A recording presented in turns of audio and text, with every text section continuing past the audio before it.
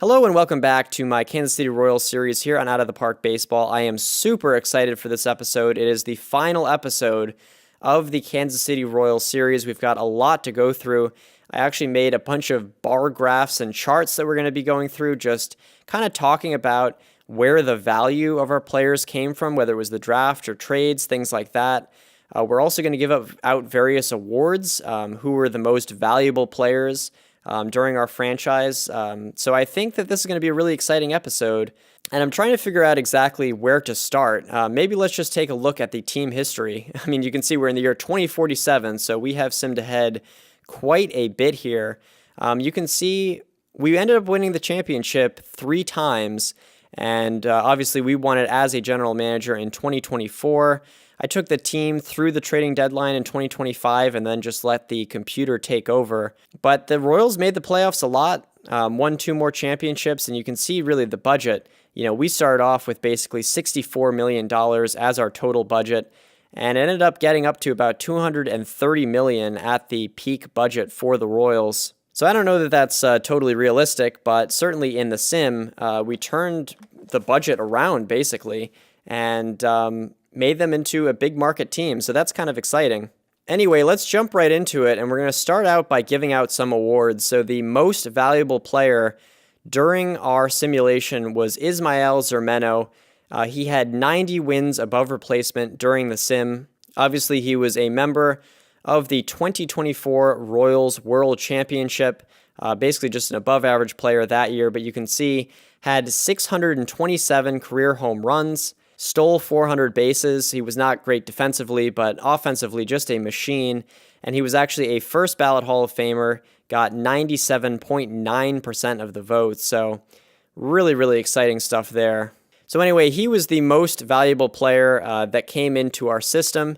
And the runner-up that I just wanted to touch on was Jorge Corona. Definitely had a short career, but it was short and sweet. 42 wins above replacement. He was very, very valuable during a number of years. You can see he was just slightly above average in terms of his offense, but it was really the defense and the speed that made the difference for Corona. For the Cy Young Award of this series, it's going to go to Phil Ashley. He was someone who actually drafted in the last year of our simulation. He had 48 wins above replacement during the course of his career, and all of his careers with the Kansas City Royals. He won 2 world championships. So that's pretty exciting that someone that we did draft ended up being very consequential down the road. And the runner-up for the Cy Young is Blake Snell. So that's someone who you should all be familiar with. He was on the team basically every year of our sim. Did not retire as a member of the Royals, but I mean, he basically stuck it out the whole time there. Ended up with 38 wins above replacement. And then one last award I wanted to give, just because I was shocked about this, was Vinny Tosti. He's going to get the Moneyball Award.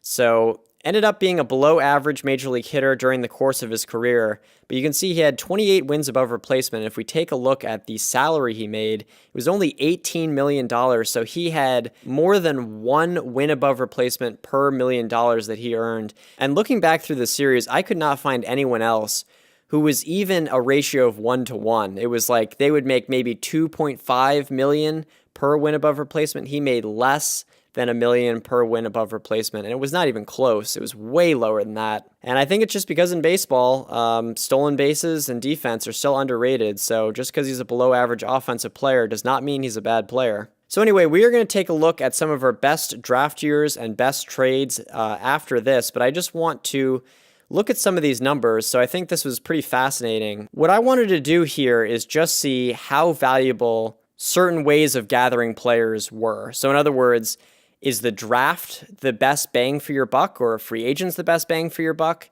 So in other words, if I wanted to spend $20 million extra dollars, should I spend it on the amateur draft? Should I spend it on free agency? What's going to help the team win games? So the way I decided to do that was kind of go through each of these things, whether it's the Rule 5 draft or scouting discoveries or trades or free agency, and just assign a value. So for instance, with the Rule 5 draft, I listed out 3 players here. And it's Akil Baddoo, Dowell Lugo, Brendan Tinsman, 3 players who you probably remember from the series. And I've got their total career WAR and the total amount of money that they made during the course of their career. And one thing I just want to mention, this is their career. So it's not the amount that they were on the Royals for. That would just be too complicated. But it's just how much WAR did they generate and what was the amount of money that we paid them. So anyway, out of the players that we grabbed from the Rule 5 draft that I could find, those players generated 11 wins above replacement during the course of their career. So 11 wins. And they made a total of $29 million. So the ratio for that is $2.6 million per win above replacement. And that sounds pretty good, and it is. So in other words, the Rule 5 draft was a pretty cheap way to accumulate value, but there wasn't a lot of value generated from it. You can see only 11 wins above replacement from the Rule 5 draft, which is by far the least important thing of any of the columns. So anyway, if we move over to scouting discoveries, these are international free agents that I didn't sign. My scout just found them and signed them himself. So the one guy that happened to during our series who was valuable was Ismael Zermeno. You can see he generated a total of 90 wins above replacement during his career, but was paid $300 million. So that is a ratio of $3.42 million per win above replacement. So it's not as efficient as the Rule 5 draft, but obviously a lot more wins above replacement were generated from scouting discoveries, and you can see this bar graph here. So scouting discoveries, kind of expensive, but they also generated a lot of value. So the one thing, though, I want to mention about scouting discoveries and the amateur draft, things like that, is that those are players who are under team control, so they're not going to make a lot of money. And you can see Zermeno obviously made $300 million during the course of his career, but he did not make much money while he was under team control. So hypothetically, with any of these guys, you could get a lot of value for your money as long as you let the players go during free agency. So in other words, Zermeno accumulated 30 wins above replacement before he hit free agency and was only paid $25 million during that time. So that is immense value. And then if you're a bigger budget team, you can still choose to sign Zermeno. But I just wanted to let you know, when it comes to the draft and scouting discoveries and also international free agents, it looks more expensive than they actually are, just because this takes into account their free agent years as well. Anyway, hopefully that's not too complicated. So anyway, moving on to trades, we've again got WAR and the amount of money that was made in terms of the players we received from trades. And then we've got WAR and millions of dollars made from players that we sent to other teams. And the WAR in the millions for this one, this is WAR after the trade took place, and this is the millions they made after the trade took place, and same with the players that are sent to other teams. So in other words, after trades took place, the players we received generated a total of 186 total WAR, and the players we gave away generated a total of 158.7 WAR. So in other words, from trades alone, we generated 28 wins above replacement, and that doesn't sound like a whole lot, and it's not a whole lot.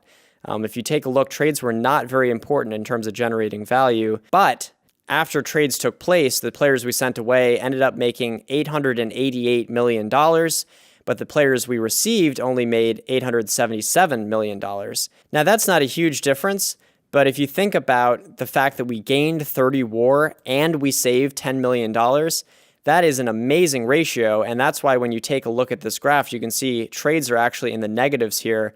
We spent less than $0 to generate 30 WAR. So it's actually ended up being about negative 1 million per WAR.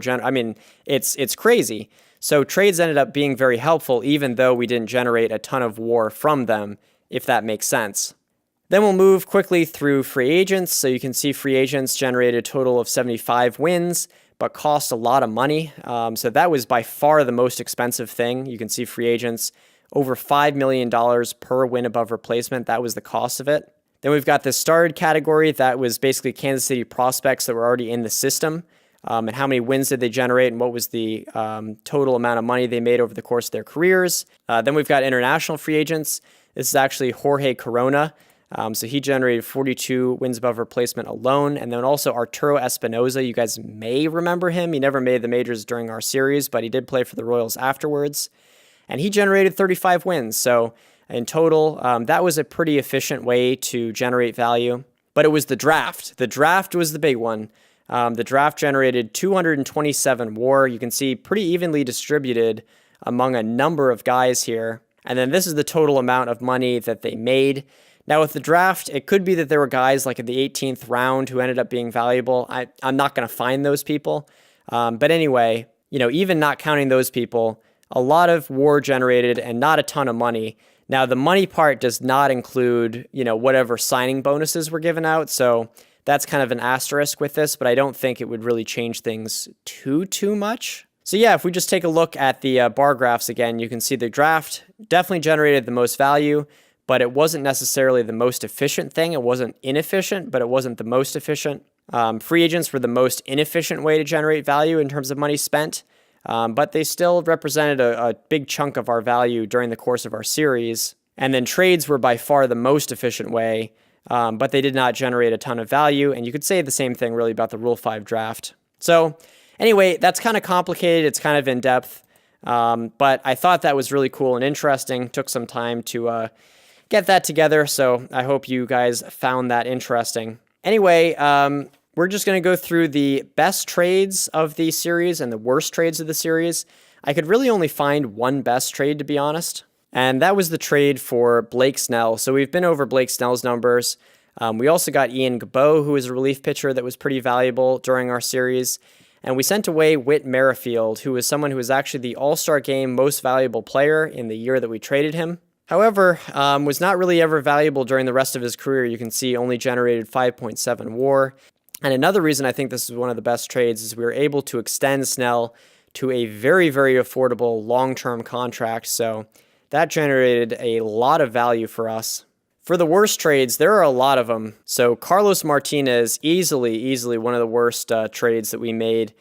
Taking a look back, I can actually see his Fangraphs wins above replacement were pretty low the year before we traded for him. So I should have noticed that, but anyway, he just really tanked the next year that he was with us and never really was any good. And we sent away a pretty good package. Yeah, Richard Lovelady, Bowman and Rivera never really turned into anything, but Lovelady was a pretty good pitcher for a number of years. So you can see with St. Louis, had a couple good years. Really, it was just, that Martinez was bad, not that Lovelady was good.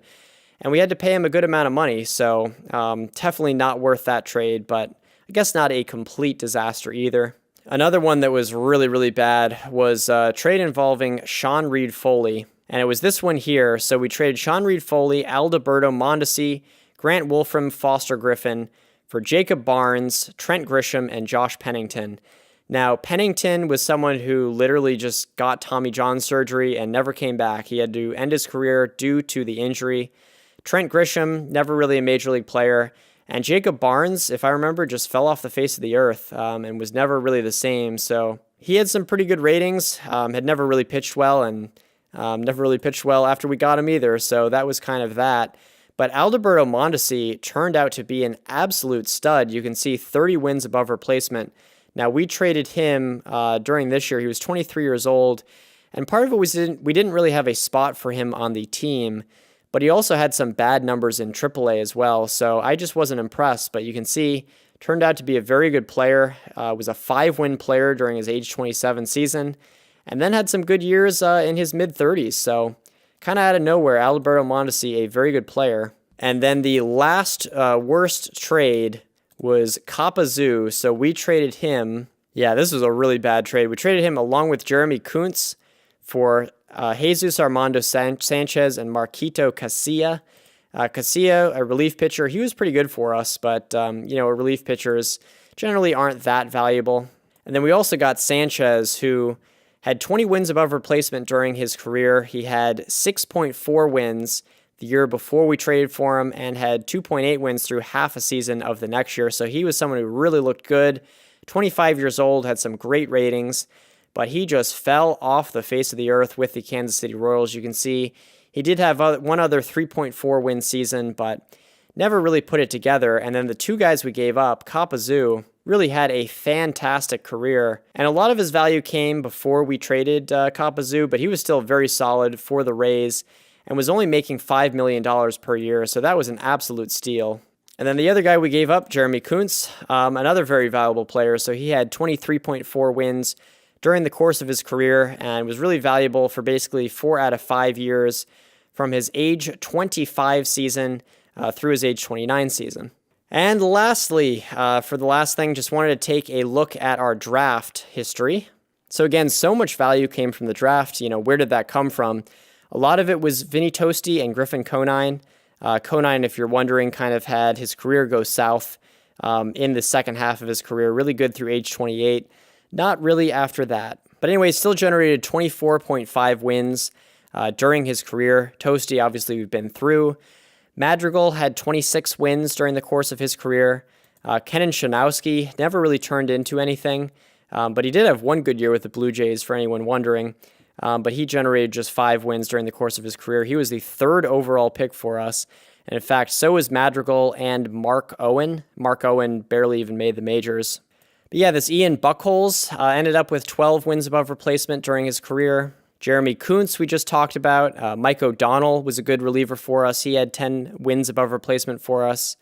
Sergey Herbert, he ended up with 23 wins above replacement. Bo Devaney, another guy that was 25 wins above replacement. He had kind of a late blooming career, and this was the last year that we picked players out of the draft. And then Philip Ashley, he was, again, a 48-win pitcher, so very impressive stuff there. So I'm going to officially kind of end the episode here, but I'm going to just take a look at some players after this. So I just wanted to thank everyone for watching this series and kind of giving support. It was a lot of fun to make, just with all the comments and, you should try this. I definitely learned a lot from this series, and looking forward to doing another series and just kind of having fun with it. We'll be doing an expansion team soon. I'll have to figure out the structure of that in the coming days. So be on the lookout for that. Thanks for watching. In the meantime, though, I'm going to take a look at some other players that you might be interested in seeing. So Shea Langoliers, he's a guy that we picked up during a trade in 2024 at the deadline. He ended up having a number of years in Kansas City that were very good, 4 to 5 win seasons. He was paid a heck of a lot of money. You can see basically $24 million, but he was worth it. Oh, another thing I wanted to touch on, this is not us, but Giancarlo Stanton, man, did he have a career in this game. 969 home runs. Oh my goodness, he almost had 1,000. I would have loved to have seen someone hit 1,000 home runs in this game, but man, did he have a career. Another guy who I was a little surprised about was Cole Enright. He had a very solid career in Kansas City, basically through 2027, a very good player. Some of you guys also might be wondering about Osmer Morales. He had a number of years in Kansas City, and he was pretty good. He definitely wasn't as good during 2024, but he picked it up near the end of his contract at age 34 and age 35. So, that's nice to see. Some other guys like Axel Jimenez and people like that kind of fizzled out, so not really worth checking on them. Nick Prado, another guy, unfortunately, that did not have a great back half of his career. And in fact, he was great through 2026 or so, and then after that, just never really put it together. He did have a nice 2-win season at age 32 with Kansas City, but that was about it. So anyway, now that will totally do it. I don't think there's anything else to take a look at, but anyway, hope you liked the episode. Thanks for watching, and I'll see you guys soon with a new series.